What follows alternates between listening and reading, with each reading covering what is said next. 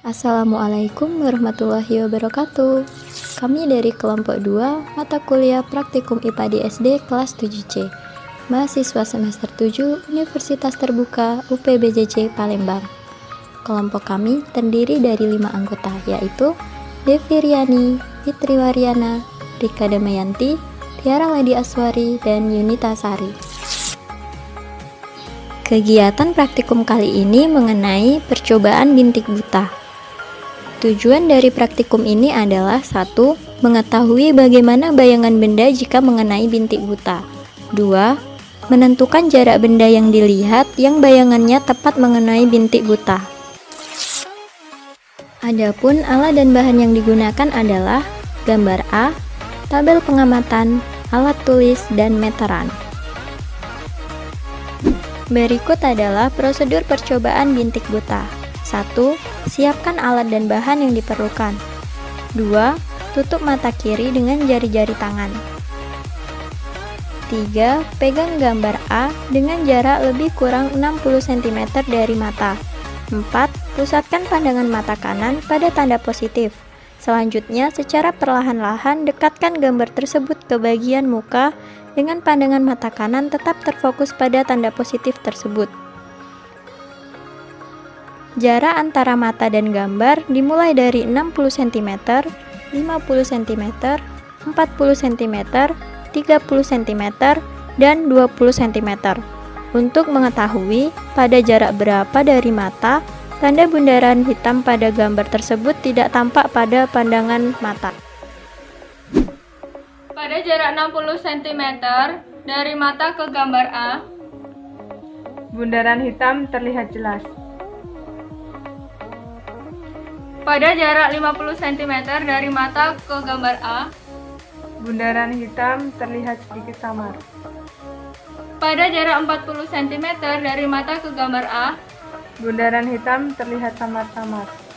pada jarak 30 cm dari mata ke gambar A, Bundaran hitam sangat samar.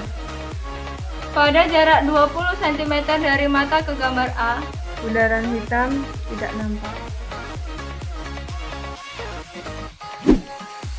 Hasil pengamatan. Pengamatan pertama, jarak gambar A dari mata 60 cm. Dengan fokus pada tanda positif, maka tanda bundaran hitam terlihat jelas atau nampak, dikarenakan bayangan benda jatuh tepat pada bintik kuning. Pada percobaan kedua, jarak gambar A dari mata 50 cm. Dengan fokus pada tanda positif, maka tanda bundaran hitam terlihat sedikit samar, karena bayangan benda jatuh pada bintik kuning. Pada percobaan ketiga, jarak gambar A dari mata 40 cm. Dengan fokus pada tanda positif, maka tanda bundaran hitam terlihat samar-samar, karena bayangan benda jatuh pada bintik kuning. Pada percobaan keempat, jarak gambar A dari mata 30 cm. Dengan fokus pada tanda positif, maka tanda bundaran hitam terlihat sangat samar, karena bayangan benda jatuh pada bintik kuning. Dan pada percobaan kelima, jarak gambar A dari mata 20 cm. Dengan fokus pada tanda positif, maka tanda bundaran hitam tidak nampak, dikarenakan bayangan benda jatuh pada bintik buta. Kesimpulan. Dari hasil pengamatan didapat kesimpulan sebagai berikut. 1.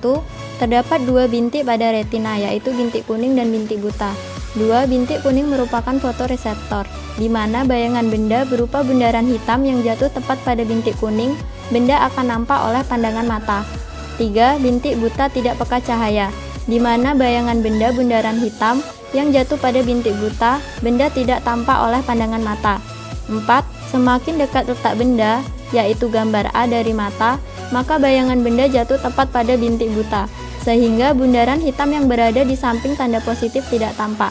Pada percobaan ini, jarak 20 cm bayangan benda jatuh tepat pada bintik buta, sehingga bundaran hitam tidak nampak oleh pandangan mata. Itulah tadi praktikum mata mengenai bintik buta oleh kelompok 2. Semoga bermanfaat. Wassalamualaikum warahmatullahi wabarakatuh.